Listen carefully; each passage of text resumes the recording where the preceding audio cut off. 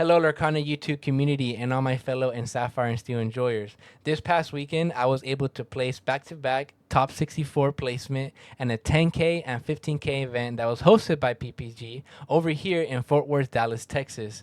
I used this Sapphire and Steel list that you see here on the screen, and I am very happy with my placement because I created this deck from scratch.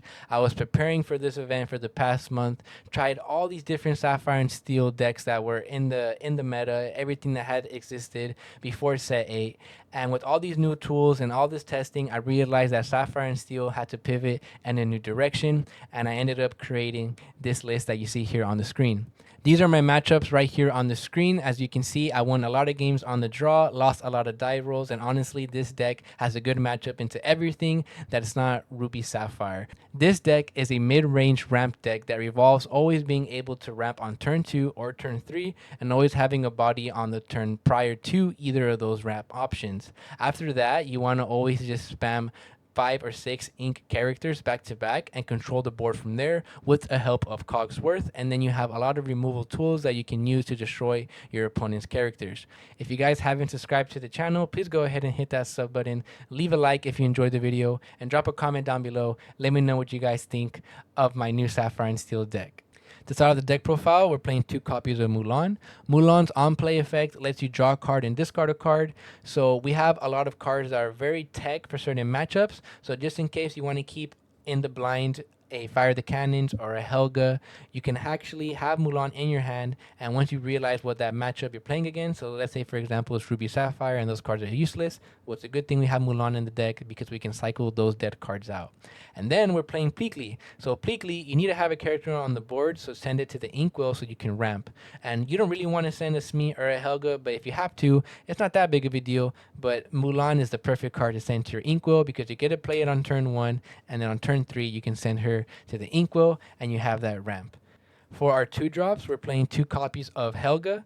Helga is one of the best cards Sapphire and Steel has right now. There are a lot of evasive decks like Ruby Amethyst or Amethyst Emerald that play cards like Genie, Peter Pan, stuff like that. Having 3 Challenger and evasive is super awesome. You only get evasive on your turn, but that's fine. And then her 4 defense stat line is super cool because you can actually trade into a lot of Amethyst characters like the Madamin Snakes, like the Madamin Fox. You can trade into Smees, and when you have Cogsworth out, she gets to stick around a lot. And the cool thing about her into decks like Amber Steel, with the 0 attack, you can trade efficiently. She gets to live, and then you don't have to worry about getting Rapunzel trapped because she has 0 attack on your opponent's turn. But for the most part, she's there to stop evasive characters, stop Diablo, stop Peter Pans. It's just super awesome to have her on the board. She just sticks there, and for a defense stat line, it's just a huge upgrade. I don't like playing Calhoun just because I got tired of always having to hold an action card to get rid of an evasive character. So Helga just replaces Calhoun in that spot. I never looked back. I love having this character. And if she's dead in those matchups, well, again, it's a good thing you have cards like Mulan and Namaari that you're able to cycle these dead cards out. We're playing 3 copies of Mr. Smee. Smee is just super awesome to challenge the board. Very, very important in your Ruby matchups to be able to quest and gain lore fast. But overall, Smee, just a very solid card, a staple in usually all Sapphire and Steel decks. If you want to play 4, you can. I probably do suggest it just because of how important it is in your Ruby Sapphire matchups, just because you want to gain lore quick. But for the space that I wanted, just because I'm playing Sail, though, I had to cut 1 Smee, but again, 3 or 4 is perfectly fine. For one of our draw engines in the deck, and the reason why we created this deck is the 4 copies of Doc. So why are we on Doc and not Whole New World and not Desperate Plan? Well, because Doc only costs 2 ink, and he's a character, and he gets to quest. Your game plan with the deck is just always play a character on 1 or fire the cannons, something like that, right? And then turn 2, you play a Smee or you ramp. Turn 3, you get to ramp. Play a character on your turn 4, being a beast, Cogsworth, or whatever. And then for the most part, if you do have a song, you get to sing, blow something up, and then you don't really have a hand. And that's where Doc comes in. You get to draw 2 cards. And you just stay like that. You stay at 5 and 6 ink. You keep drawing these cards that are usable later in the game, and you just refill your hand like that. We don't have Harm anymore, so Doc is our best backup plan. You could play Desperate Plan if you would like having that one extra card, but for me personally, the body, being able to challenge and gaining lore was super awesome. This is the main reason why the deck works. I wouldn't play this deck without Doc. For the awesome spice, we're playing Mr. Pleakley, who likes to be a cannibal and eat other characters. So for those of you who don't know what Pleakley does, when you play this character, you can select the character on your board and send it to the inkwell, exert it, so he lets you ramp. Why is Pleakley good? Why are we not playing Fishbone Quill? Why are we not playing Tipo? Why are we playing this card that a lot of people think is bad? Well, first of all, it's inkable. It's a character. It can sing strength because it's a 3 cost character, and then the stat line 3/4 is actually very good when it comes to trading on the board. And if you have Cogsworth, that's even better. The 3/4 stat line lets you trade into into Smees, lets you trade into Pete's, other Amethyst characters. So he can just trade very efficiently. And since we don't have Hiram anymore, we value the cards in our hand a lot. So being able to use the board to ramp is awesome, especially if we use a card like Mr. Smee, you quest with it or you challenge, and then Mr. Smee is gonna die at the end of the turn. Well, now you can use Pleakley and get rid of that Smee and actually turn it into ink. And now that Smee didn't just lose you a lot of value. So Pleakley has a lot of awesome applications. Also in the mid game, when you play a dog and you draw into a Pleakley, you can play that Pleakley after you quest with that dog, or even that same turn, and then just turn that dog into a Pleakley, and now you have a 3/4 character. But for the most part, he's just in the deck mainly because, again, we want to be able to ramp on the board. We value the cards in our hand, and he can trade very awesome with that 3/4 stat line. Pete, just one of the best cards in the game. It's a staple in all steel decks. You can just stun your opponent's board. You have a lot of Ruby decks that play Be Prepared, a lot of discard decks. There's just so many different actions that are in the meta right now. So Pete is just one of the best cards in the deck to do that. And then a lot of people ask me, well, how does Sapphire Steel do into Amber Steel? Well, this is one of the main reasons why that matchup is favored, just because you have Pete to stop action cards. I wouldn't play any less than 4. I tried 3 for a bit, but 4 has just always been the best number to have Pete at. 4 copies of Belle, 4 copies of Popsicle. This is just super awesome. If you have this turn 1 in certain matchups, you just auto win. Being able to sing a card like Strength is just super strong. The 3/3 stat line, being able to counteract hyper aggro decks is super good. And then Popsicle just being a nice filter card that you can abuse later on in the game. I just love this package. Every time I've opened this up, again, you usually win the match just because of how strong it is, and you can contest the board. Awesome. Here comes the big body characters, which really is how the deck works. We're playing 4 copies of Cogsworth. So with this deck, you have cards like Smee, Helga, P, Pleakley. You're able to fight the board early, and then in some matches like Amber Steel or we can say Emerald Amethyst, once you put the cogs down, your characters can now trade. Your characters live, and now that's when you start questing, and that's pretty much how you beat decks. You just have Cogsworth out. Your guys don't get destroyed when it comes to challenges, and now you can start questing. Once you slam Cogsworth down in a matchup like Amber Steel Songs, you kind of just auto win. It doesn't just, but again, you have to have characters on the board to support Cogsworth. Cogsworth by himself is not good, but anyone who says Cogsworth isn't playable is dead wrong. This card won me so many games. One of the best cards in the deck. And even though people think it's bad in Ruby Sapphire because of Sisu, at the end of the day, Cogsworth has wards. So if they don't have Sisu, they better have that pre-prep. And if not, you get to quest a guaranteed 2 lore. And sometimes this card and a Pete is just checkmate. Followed by Cogsworth, we're playing 4 copies of Namaari. Namaari is a brand new card that we got in set 8, and one of the main reasons why this deck works. Just because Namaari, for those of you who don't know, when you play her, and at the start of your turn, you can draw a card and discard a card. So she works perfect on getting rid of cloggy dead uninkables in your hand. Because once you have, for example, Namaari and a Cogsworth, and you're kind of situated, you might not even need that dock anymore, and you can actually discard that dock. Her second effect is one of the main reasons, one of the biggest reasons why this deck is it works so well. And what was lacking in Sapphire and Steel was having a strong character, especially a 5 inkable character that can challenge. And Namaari, her second effect is for each card in your discard, she gets +1 attack, and that applies on your turn and your opponent's turn. So she was able to one-shot libraries, one-shot McManors, one-shot rhinos, She's just such good at challenging, and once you have her and Cogsworth on the board, it's just very hard for your opponents to remove her. And then she's a very key card in your Ruby Sapphire matchup, just because your opponent will never be able to Sisu her. You have to be careful when you play her in those matchups early if you don't have anything in your discard, because she can get brawled. But after that, like in the mid game, she's always going to be at so much attack that she's kind of like a pseudo aerial, to where your opponent can only answer her with the be prepared, and she's always going to be a 2 lore guarantee. Sad Beast is just one of the best cards in the meta, since we're playing Popsicles. When your opponents decide to ping him, you can heal him with Popsicle, and you get to get his effect again, where you get to draw a card. And if your opponents do ping him in those Amber Steel matchups, awesome. You just made my Beast a 7 attacker, and I can one-shot anything on your board. Just force your opponent to have the answer to Beast. If not, you're going to draw a card. He's so good into Ruby decks on the play. The value you get for him is insane. I wouldn't cut any of these characters that you see here. You need to be on 12/5 inkable characters, just because you always want to guarantee you playing something on turn 4.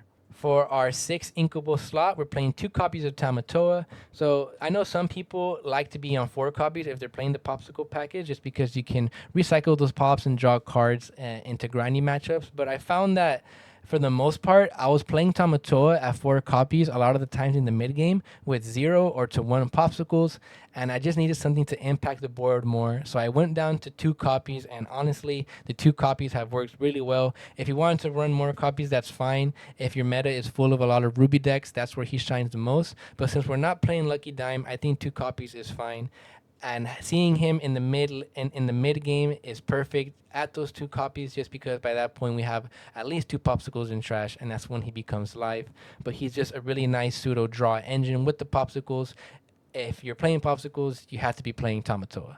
You could play Lucky Dime in this deck if you wanted to. I wouldn't blame you, but I would highly suggest upping the count on Tamatoa. That would actually be way better. We're playing 4 copies of Tinkerbell. Tinkerbell pairs really well with Cogsworth.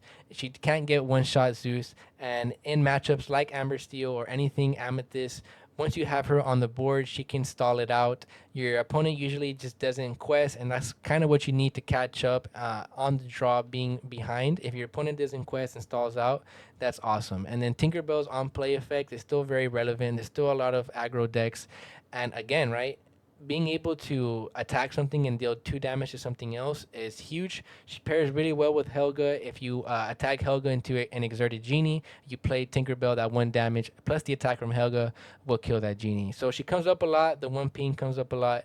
You could have cut down 1 Tinkerbell if you wanted to, but she's very important into Amber Steel and Amethyst matchups. So between Pleakley, Sail, Detective Mickey Mouse, and Tipo, why did I end up choosing these 2 choices? Well, because I wanted my late game top decks to be good. So if I top deck a Sail late game, I can draw a card. If I top deck a Pleakley late game, I could turn a weak character into a stronger character, or worst case scenario, I can ink Pleakley. Tipo and Detective Mickey just didn't cut it. They were just way worse draws late game. And these cards for your ramp tools are just way better. Sail is so awesome because you can sail on turn 3. You don't have to sail on turn 2. You can sail on turn 3 and then play a Smee or a Helga as well and keep applying pressure, so you never fall behind. So you can go Smee on turn 2 and then the following turn sail plus another 2 cost character. And then into your Ruby Sapphire matchups, you can sail on turn 2 and then play a McManor on turn 3. So that's really awesome. For our removal, we're going to start off with 3 Fire the Cannons. I do not want to lose to Amber Steel because they got out a Rhino turn 2. I want to be able to snipe Cinderella, snipe Rhinos, snipe Diablos, Merfolks, 1-drop characters in your Amethyst matchups.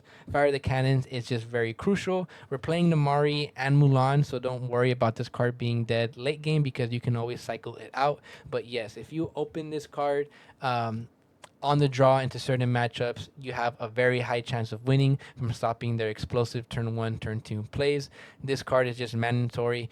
I tried Let the Storm the Rage on, but Fire the Cannons for me personally is just better, and again, it pairs really well with Sail. 4 copies of Strength of the Raging Fire. So Strength of the Raging Fire, we can get it off pretty easy. If you go turn 1 Mulan, Turn 2 Smee, turn 3 Pleakley, you turn that Mulan into ink, and then on your turn 4, you play a Cogsworth, a Beast, and Namaari. You can enable Strength of the Raging Fire to deal 3 damage to something, and if you have another character, well, now you do 4 damage. You can set up some lines where you can snipe Genies, snipe Sharks, but the fact that it's inkable, it just pairs really well, and we can sing it with Pete and Pleakley. You could mess around with the ratios, cut 1 if you wanted to play other different types of removals, but I think 4 is fine. It's just one of the best cards in the game. And any card that can turn your Cogsworth into something that can destroy something on the board, it's just a huge plus, right? Because Cogsworth it can't challenge at all, pretty much. So the fact that Cogsworth can sing a card like this and blow up an important character on your opponent's board is super strong. We're playing 2 copies of Along Came Zeus. So this card was actually added in last minute, the night before the event. I just kept getting annoyed on having to, in testing, set up Strength of the Raging Fires to answer Genies or answer Maui Sharks. I just wanted a clean answer, just a one and done, and Zeus just does that. And again, any card that can turn our Cogsworth into something that can destroy something on the board. So if we can sing Zeus with Cogsworth, that's just super awesome. You can, if you sail on turn 2, you can on the draw activate Zeus into Amber Steel, snipe an aerial. So that's really awesome as well. Zeus just has a lot of different. It's just very flexible. A lot of different scenarios where it's good, and I love this card. It just fits really well in this deck. It sucks that Pleakley and Pete can't sing it, but we're playing so many other high cost characters that you'll always be able to get this off. To finish up the deck, we're playing 3 copies of McManor. So for the Friday 10K event, I was not on McManor. I was actually on 3 copies of Grandma Tala. And after I lost into Red Blue that day, I went back and I talked to other couple players. And I came to the conclusion that McManor was just the way to go to counteract Ruby Sapphire. It's just so strong because they can't Sisu it. Yes, a lot of Ruby Sapphire decks are playing Hideaway. When you're going against Sapphire and Steel, they usually ink their Hideaway early, Sapphire and Steel. And for the most part, when I lose against Ruby Sapphire with this deck, it's not because I lost by 8 to 10 lore. It's usually by 2 to 4 lore. So as long as the McManor is able to gain you 2 to 4 lore, then it got the job done. We're playing 3 copies to be able to see it consistently into those decks. And the awesome part is it's inkable. So just in case you don't need it, you just go ahead and ink it. But you do need a way to close out into Ruby Sapphire. Like, you just absolutely need it. You could go with Lucky Dime if you wanted to. You can even add Lucky Dime if you still have trouble with it. But look, I thought the McManors were just the best way to go to be able to close out those games against Ruby decks. That's it for the deck profile, guys. In conclusion, again, I think this Sapphire and Steel deck is very strong in the meta. I think it's definitely a tier 1.5 just because it has a good matchup into everything outside of Ruby Sapphire. Items, Shark, again, is winnable because you're playing Pete, Zeus, you have the location, stuff like that. With this deck, the mulligan is just so simple, right? You always want to have a ramp and a character on board to fight early. And then with the amount of 5 inkable characters that we're playing, you should always be able to play a character, a 5 cost character on turn 4. And the cool thing about this deck is just for whatever reason you miss ramp, in the matchups where that's fine, it's okay because you just play for board control. You play a Smee, you play a Pete, maybe Pete back to back, and then you'll get to your Cogsworth. And then from there, you're fine if you miss ramp. But the main thing with this deck is since you're staying at 5 and 6 ink and you're just playing these big cost characters back to back, you're just always playing for value. And in the mid game, your docks become live, your Tamatoas become live because you're just staying with the board and you're getting those extra draws that you need to close out the game. With Whole New World, you don't need to get a whole new 7. You just need to be able to close out the game with the cards that you started off in the beginning. You just need that little gas, for example, like Doc, to come in and get those last 2 cards that you need. I think this deck does require a lot of skill. You need to understand the meta. You need to understand your matchups. You need to understand what you want to ink and keep in your hand, especially on the blind. So I can understand that if you try out this deck and right away you're not having success with it, just keep practicing because you do need to understand this deck in and out 100%. Thank you guys so much for watching. Let me know what you guys think of the video down below with the comment. Leave a like and subscribe to the channel if you haven't subscribed already. See you guys next time. Peace out.